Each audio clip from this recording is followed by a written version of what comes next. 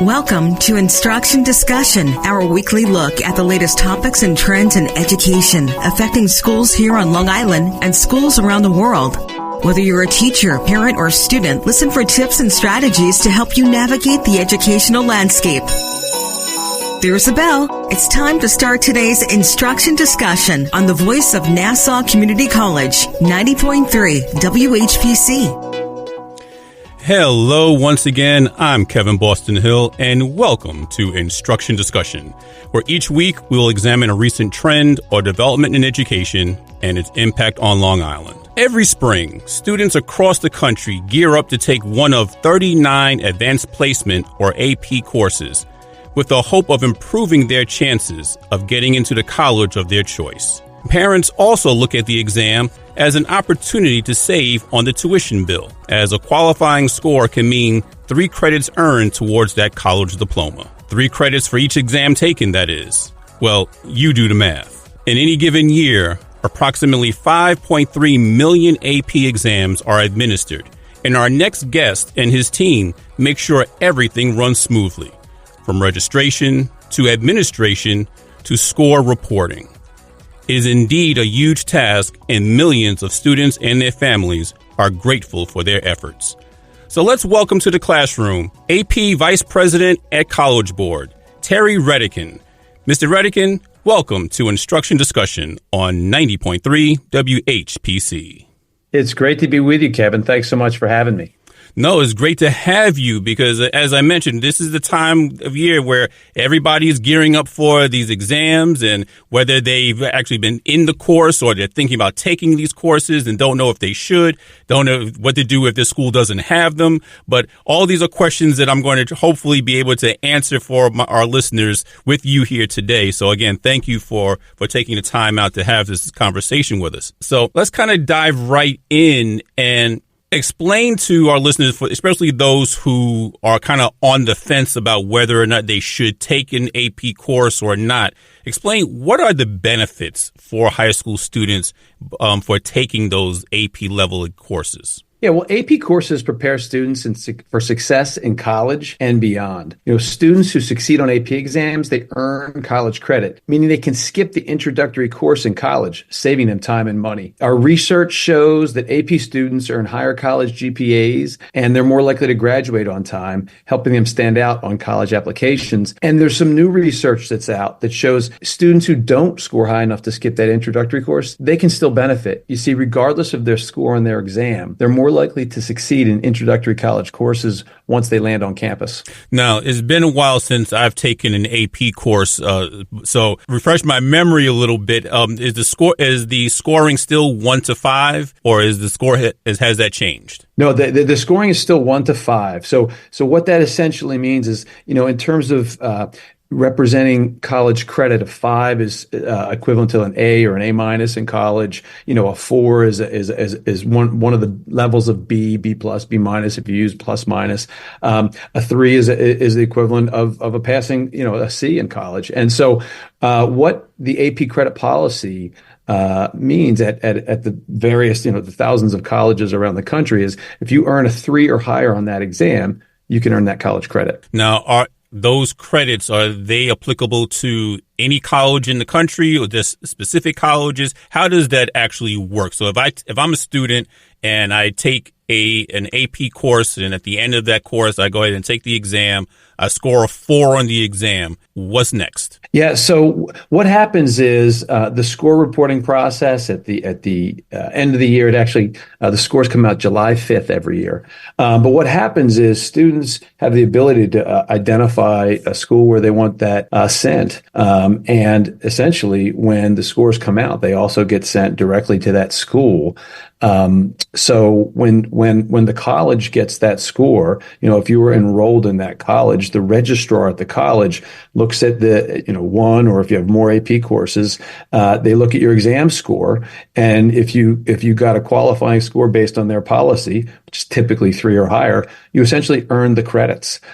Sometimes, depending on, say, you get a 3 and you get credit, you might get credit for one course. But depending on the subject and the college, a score of 4 or 5 might get you in some situations even more than 3 credits or one class. Now, it's also been my experience that with some colleges, every college treats those AP courses a little bit differently. At least the exam scores a little differently. So whereas if I take that English lit class and get a 4 on that, when I try to go to my college of my choice and see if I can replace the introductory English class with that, the school may say, no, it doesn't, the curriculum doesn't really match up to what we're teaching here. So is there still some other way that I can use those credits in case I run into that situation? Yeah, so there's a couple of things in terms of benefits that come with that. The widest credit policy for advanced academic programs available in high school is AP, but depending on where you go and what their policies are, they might say, the situation you said that's not going to qualify for this credit. Colleges also have general education requirements. Sometimes the course might meet a general ed requirement that you have in sort of your early introductory courses. And then the other thing I'll say, AP is a credit and placement program. And so sometimes a college may not offer credit, but they might offer placement. They say, sheesh, we for whatever reason, we don't have a credit policy that lets you get out of class altogether, but we're not going to make you take that again because you've demonstrated that you can move ahead. And what that does is open up your college schedule to take other courses, maybe get ahead on some of your other requirements, or maybe take something you're wanting to explore. That's a really good thing to point out that I never realized before, because when I think of the AP exam, I'm just thinking the college credit that I can get, those 3 credits, because we know how expensive that is. I think if we do the math, the average credit for tuition at undergrad is anywhere from $350 to $650 per credit. So now if you're talking about 3 credits, you're talking easily over $1,500 that you're saving there. So that's how I'm thinking about it. I'm sure that's how most people are thinking in terms of AP exams. I didn't think about the placement, because now if you do well you get the qualifying score on the exam, say the college, let's say you go to an Ivy League school that doesn't give you the credit, but they may put you in an honors class, put you into the honors college because you still demonstrated the skill to handle college rigor work. So I didn't think of it in those terms, and which actually may benefit more in the long run. Yeah, no, that's the thing. In terms of, parents, students can get so stressed out in high school. And you think about how that can weigh on folks, but think about once you're in college, if there are different ways to sort of take the stress level down in college, that's even that much more valuable, because you're not just dealing with advanced academics once you get to college, but you're dealing with all kinds of change once you're there. And so if you could kind of lessen the load, especially academically, by having seen some of that material before and essentially maybe allocating, your time and your cycles to dealing with all the other kind of stressors you have in college. There's sort of a range of benefits that come with AP, not just the simple get a score, earn the credit. There's, like I said, more benefits, many benefits. Some folks don't even think of, like we just discussed. Do students have to take the exam after taking the course, or can they just take the course for their high school transcripts going into college? Do they still have to take the exam, or is that optional? AP taking the course is always a choice, and AP the exam is also a choice from an AP program perspective. Some schools have a policy where you do need to take the exam as part of their policy. Oftentimes that can be accompanied when maybe the school provides some of the financial support for the cost of the exam. Sometimes, if that's not the case, a school can give essentially a GPA bonus for when you take an AP course, and to earn that bonus on your transcript. In other words, if you say earn a B, which is equivalent of a 3.0, sometimes schools, districts will give a 1 point bonus. So a B is the equivalent of a 4.0, a 1 point bump. But to maintain that, sometimes they'll make a requirement that you take the exam. So requirements around exam taking are all local. It's a local decision. But what we're finding is more and more schools are encouraging it, even if they're not mandating it, because if you look at the research, in terms of students participating all the way through to that AP exam, even students who earn a score of 2 or a 1 on the exam are that much more likely to do better in the course once they get to college. So high schools are really encouraging that so that they get that benefit. Let's try to do this from the planning perspective of a student just entering into high school. So I'm an 8th grade student graduating from middle school. I'm going to be entering 9th grade in the fall, and all I hear about are AP exam this, AP exam that. But I've never taken an AP exam before. All I know about are, especially here in New York, all I know about are Regents exams. Is there some sort of correlation or maybe a stepping stone type of thing where if I take the Regents exams in middle school and early on in high school, that I can then kind of jumpstart my way to an AP exam? So I know New York has Regents exams, and many states have exams that are specific to make sure that they can see how their students are progressing. And that's very specific to the state. AP exams, students can take them in essentially any grade in high school. Lots of folks used to think of it as a 12th grade course or exam, or even 11th grade. We're finding now more and more students are trying it out in 10th grade. And part of that is attributable to some of the newer courses that we have. There's many to choose from. There's 39 AP courses in total. And so, we have a free online tool that helps students who are wanting to sort of look at, is AP for me? How would I know whether it's for me? There's a free tool called AP Potential, and students are able to access AP Potential from their SAT or their PSAT score report. It does what it's named. It shows based on, if there's sort of specific areas of strength that you demonstrate in your SAT or PSAT, it maps that to AP courses among the 39 where you might have an increased potential of success. And so that's always a good starting point. If you go look at that report, you can sit down with a parent or a counselor or an older sibling and look at it and say, okay, I didn't realize I might have increased potential to be successful in this course or that course. That one sounds interesting. And then that's where you kind of start. You circle that and you see, when you're registering for courses for the next year, does my school offer that? And then you kind of go from there. And this is about the time of year when you're picking your courses for next semester. Freshmen, sophomores, and juniors are really picking their course schedules about now. So it's a good time to go out and check out AP Potential. You are listening to Instruction Discussion on the voice of Nassau Community College, 90.3 WHPC. My name is Kevin Boston Hill, and our guest today is AP Vice President at College Board, Terry Redican. You mentioned about this course or this program where you can kind of get your potential and how you would do in a course or which one you should take. What can you do, or what can a student do if their school doesn't offer all those courses? We talk about there are 39 AP courses that you can choose from, but what if your school only offers, say, 5 of them? But there were a couple that you saw on the website that you really, really like and you want to get a hold of, but your school doesn't offer it. What are the options at that point? Oh, that's a great question. Chances are, if there's an AP course that's not offered in your school, it's offered at a school not too far away. But if that's not exactly the case, there's also online courses. And depending on your school district or state, I'm trying to think of how New York State supports online schools. I think it might be at the district level. But there's an ability to take AP courses, generally speaking, online. This is a great question for your counselor at your high school to make sure you understand what the options are.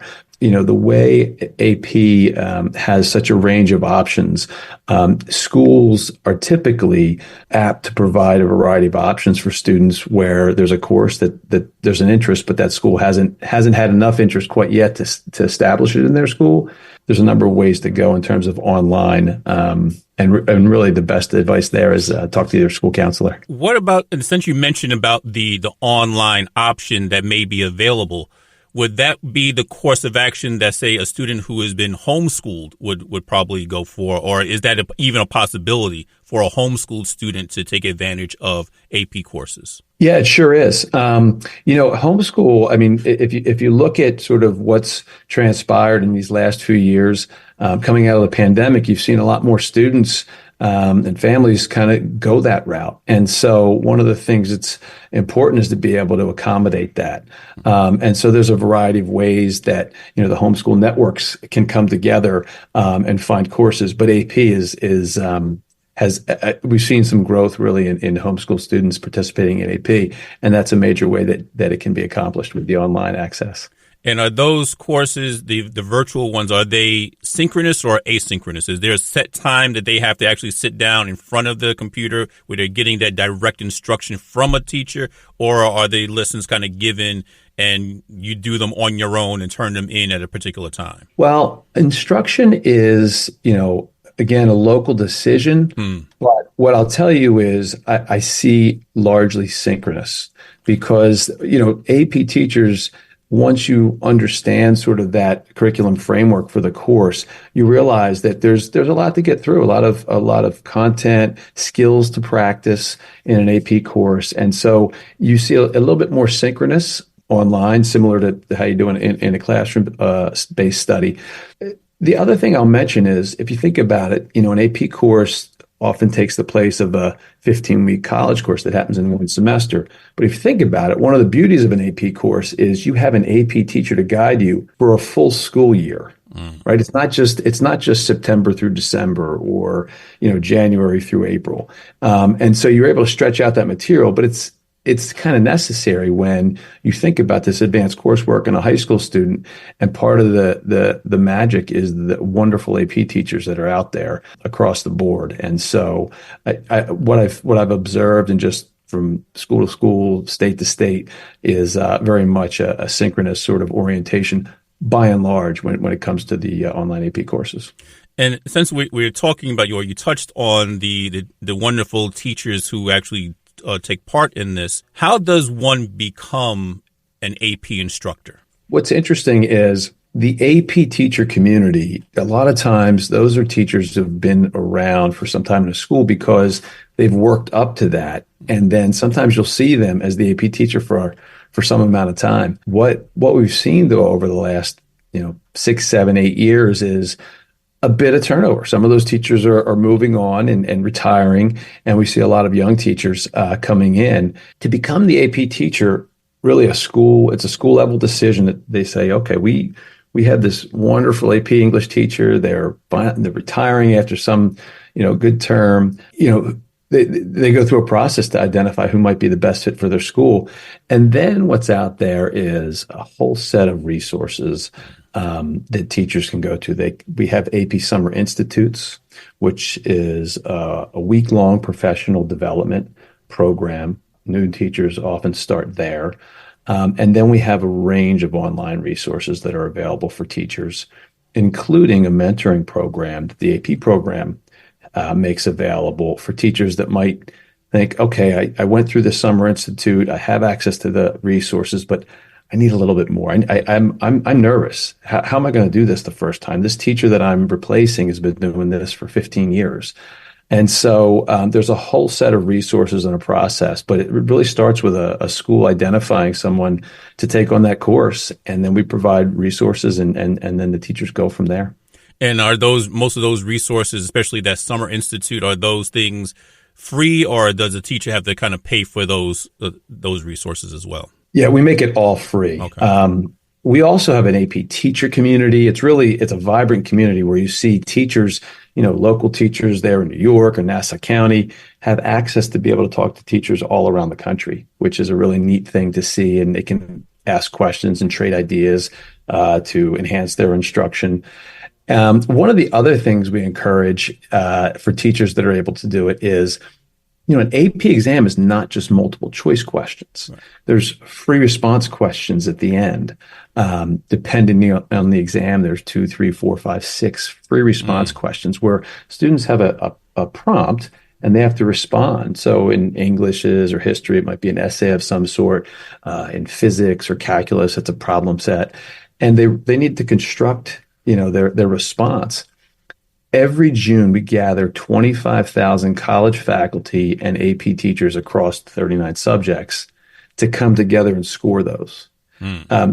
They say that is the best professional development that a teacher can have, not just getting into understanding the rubric for how you grade those, but you get to see every incorrect response, and it helps you as a teacher go back to your classroom the next year and say, hey, how can I help my students avoid that incorrect response? I didn't even envision students sort of answering a question that way. Now I see it. And so that's a great opportunity. You can do that in person, or if you can't get away, you can actually do that online, just part-time, a couple hours a night.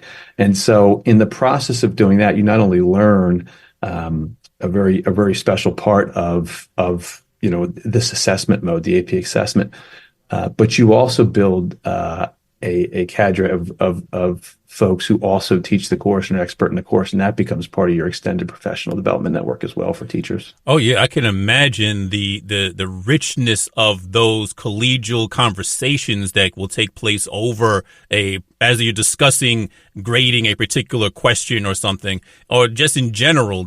I think when I was going through being a teacher and going to different conferences, I usually found the best parts of the conferences were those conversations that you would have with your colleagues, because you get to see how they do things in their schools and in their districts that might be different from the way you do it. And that's just extra arrows in the quiver, so to speak, that you can add to your toolkit when you come back to your school. Exactly. And what's neat is some of these newer courses, we haven't quite talked about them all yet, but I'll sort of introduce, like Computer Science Principles is a new course. And I'll come back and talk about it a little bit more, but one of the components is a project task. And we're seeing that with more and more of our courses. We put a project task in there. So teachers will help their students be ready to respond to this project that they need to complete towards the end of the school year, but not in a 3-hour testing window or 2-hour testing window. They do it over sort of February, March, and they finally submit it in April. And it's been really exciting because not only do the students appreciate the opportunity to sort of build and grow and do this very authentic assessment where they're not feeling sort of the same constraints of time that you do in a traditional exam, but the teachers love it because they get to see the students interact. And it's a fantastic way to learn. It's a fantastic way to evaluate how the kids are progressing. And it's also a good way to sort of do what a lot of people are worrying about these days in AI and are the students, doing their own work. But the teachers through this whole project process can kind of see the students progress and see with their own eyes how this is going. So that's also been sort of a neat development that I see the teachers love talking about and figure out how the different ways they utilize those projects in the classroom each year. Yeah, I'm glad you went there because you actually beat me to the question. That was going to be my next question because I noticed in speaking to a couple of other people from College Board that there were these new assessments coming out with their AP exams. So it's not just the typical multiple choice, fill in the blank and written responses, but now you're having these almost project-based learning type of experiences. So it's not just sitting down and taking a 3-hour exam. Now it's building something. It's creating something using that information that you've been given over the course of a year. So it's a lot more hands-on. And I think for a lot of students who are somewhat test phobic, that's probably a better way for them to really show what they've learned, and almost in a portfolio type of way. And so talk to us, are there any other AP courses that are switching to that type of assessment? And is there any other type of assessment that AP is looking to do to kind of move away a little bit from the typical 3-hour exam prompts? Very much. Yeah, these project-based learning and project-based assessment, sometimes we'll call it a performance task, where a student essentially needs to perform a set of tasks to demonstrate mastery of the content, or their whatever level of mastery they can achieve over the course of the school year, of the content and the skills. Because that skill is something that is really key to be able to demonstrate, and the projects make it so much more authentic. And the projects also allow for a student to put their own personality into it, to find their passion in a topic while they're demonstrating a skill. Another course besides computer science principles, sort of the three courses that started us down this path came out of 5 or 6 years ago. Started with computer science principles, which has just been a real success story. I'd love to tell you a little bit more about that in a second. AP Seminar and AP Research. This is a series of courses called the AP Capstone program. The students love the research paper that they do. And essentially, the entire course is a research paper. It's a research methods course that you might take at a college, and you dive into a topic and you figure out what your research question is. And part of the beginning of the whole first semester is figuring out that I asked the right question. And so often you realize I love my topic, but I need to figure out a better question to research. And that's a major discovery unto itself. But then the skills in terms of evaluating sources and how they can do some valid research and diving in is the next part of it. And then the presentation around, how do I summarize a lengthy research paper that I loved putting together? How do I now summarize it and present it and defend my thesis?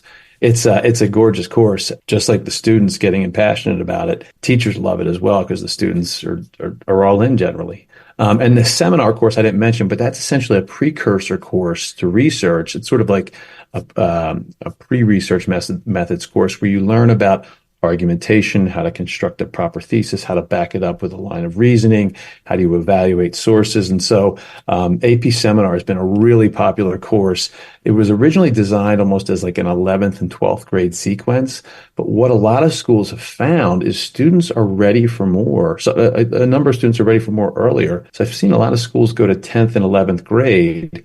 10th grade, it's a great 10th grade sort of English type course. Some states are using it as a 10th grade English. What's neat about doing the research course in 11th grade is students end up talking about that on their college applications in the fall of 12th grade, because they've really, sort of dived deep for the first time in their life into a topic. So those are a few of the example courses that were designed from the get-go with that. Well, I know I would love to extend this conversation on, but we're actually running a little bit out of time. And then we would definitely like to thank our guest today, AP Vice President at College Board, Terry Redican, for coming on to our show and giving us all this great information. Well, thanks for having me. It's been a joy. And for more information on any of the things we talked about, I could talk forever, as you can tell. I love being a part of this AP program and supporting the teachers and students who make it all go. And for more information, go to our website at exploreap.org.